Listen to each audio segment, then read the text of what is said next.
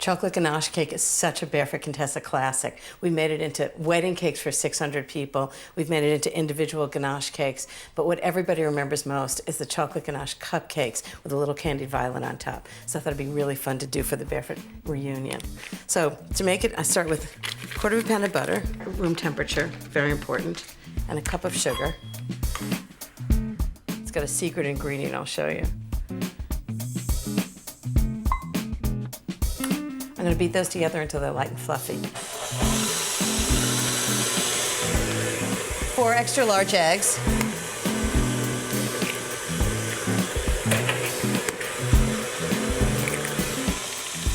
At low speed, add the eggs one at a time until they're well mixed in.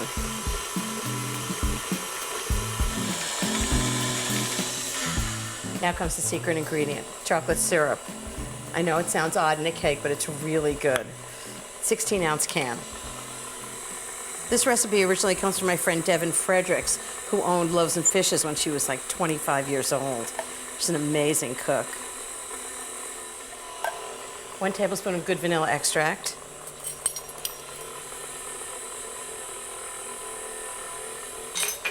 And the last thing is a cup of flour. Just sprinkle it in slowly so it doesn't get lumpy.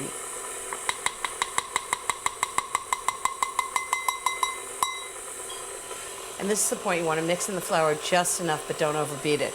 Otherwise it'll make a tough cake. That looks really good. It smells so chocolatey. So this is enough for one 8 or 9 inch cake, but I'm going to make 12 cupcakes out of it. So I'm going to use a muffin pan, very inexpensive muffin pan from the hardware store, and an ice cream scoop, which gives you perfect cupcakes every time. It's much easier to measure. You want them almost filled. They don't rise too much. And then later, after they cool, I'm going to do shiny chocolate glaze. It's double chocolate, double trouble.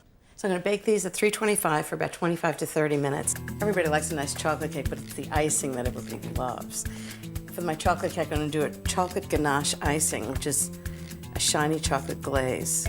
It's really easy to make. So in a double boiler, which is basically just a heat-proof bowl over simmering water, I'm going to put a half a cup of heavy cream, half a pound of semi-sweet chocolate chips. And because I always like coffee and chocolate, it gives it a real depth of flavor. I'm going to add a tablespoon of instant coffee granules.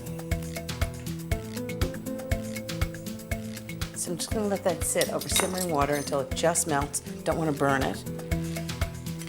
Just stir it around a little. So the ganache is still a little bit warm, so it's easy to pour. Isn't it amazing how shiny it is? Just gorgeous. And you can really taste that little bit of coffee in it. It really brings out the chocolate flavor. You can't imagine the big vats of ganache we used to make for chocolate wedding cakes. It was such an unusual wedding cake, and I'd cover it in fresh violets and white roses. So beautiful. Big shiny chocolate wedding cake. I have wonderful candied violets that we used to use that I put on each one. Edible violets.